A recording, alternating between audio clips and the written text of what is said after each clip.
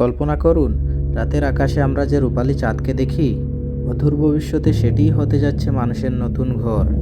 নীল গ্রহ পৃথিবী ছেড়ে মানুষ কি সত্যি অন্য কোনো জগতে স্থায়ীভাবে থাকতে পারবে?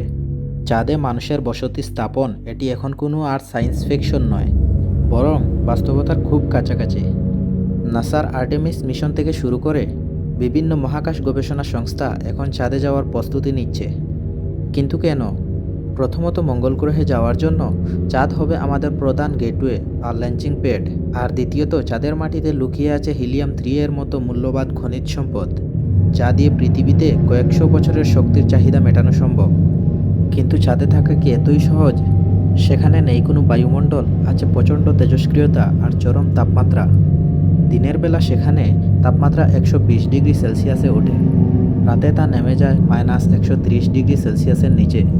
এই কঠিন পরিবেশে টিকে থাকতে বিজ্ঞানীরা তৈরি করেছেন বিশেষ লুনার বেস। চাঁদের মাটিতে থাকা লাভা টিউব বা গুহাগুলোতে মানুষ নিজেদের সুরক্ষা নিশ্চিত করতে পারবে।